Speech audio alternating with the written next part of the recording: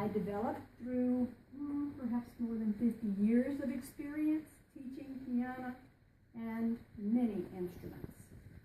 I'm going to show you, the demonstration is actually going to be on the guitar, where we're going to take the melody of the song and put it in the middle of the chord and play it a type of bluegrass style. There's many, many methods of playing a guitar, and this is just one of them. But this can be used from the books that Debbie is videoing. You can take any of the books and play these songs in any key you like, and they are there by the number system. Now, the number system is probably not that very new. I started so many years ago making my focus be on the names of the notes. And I've come to realize that people learn, understand, remember, can learn to hear. If they're doing it by the numbers, the children have absolutely amazed me with the things they can do, because I taught them first with the numbers instead of keeping their focus on either what they were reading all the time, and also keeping them focused on the name of the note.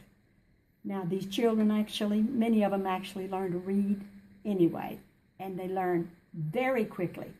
So don't be afraid that if you play by ear that you're not going to be able to read. That's kind of like saying if you talk, maybe you can't read the language, because we learn music in our head, in our brain, the same way we learn to read and talk. So we're going to talk music a little while by the numbers.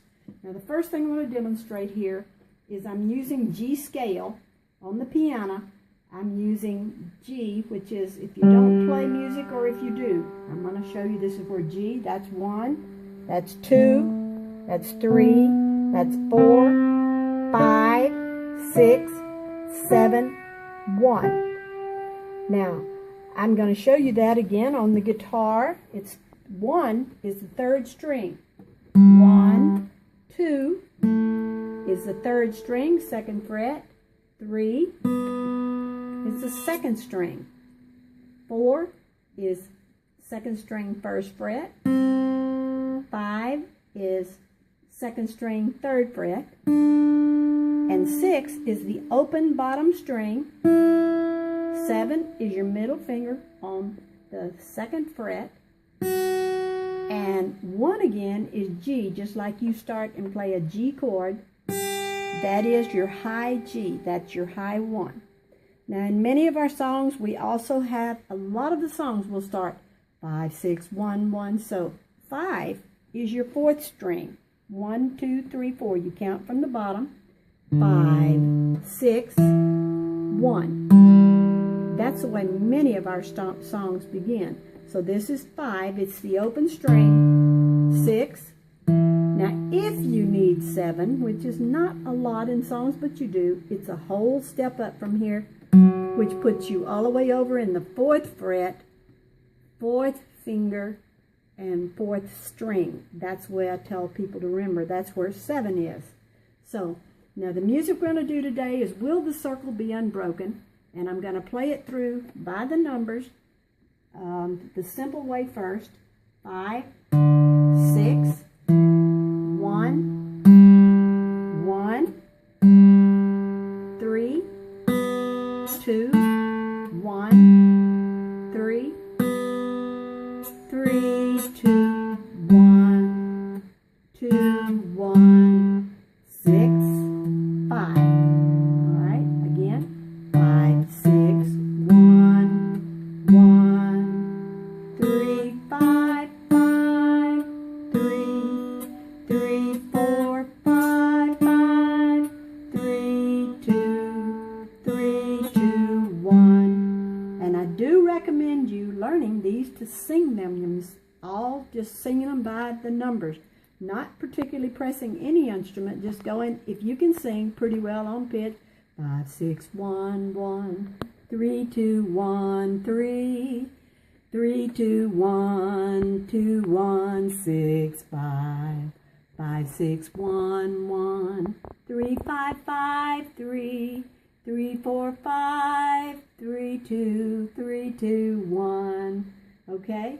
Now the idea is, now also in my book, I have another number here. This little number is what I've been playing for lead.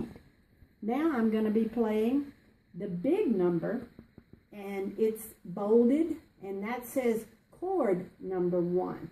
Now if you like, you can put our chart over here beside it. It's got all of the scale. Determine the key you're playing in is the scale you're going to follow. We're playing in the key of G, and G will be 1. And now we have a 4 chord, which will be C. We have a 5 chord, it will be D.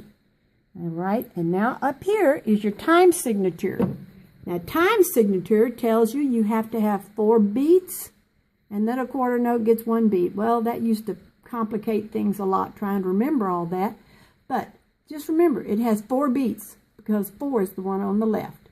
You have 4 beats. So you're going to play this 1, 2, 3, 4, 1, 2, 3, 4, 1, 2, 3, 4. On the guitar, that's going to sound like this. 1, 2, 3, 4. That's it, so that you go.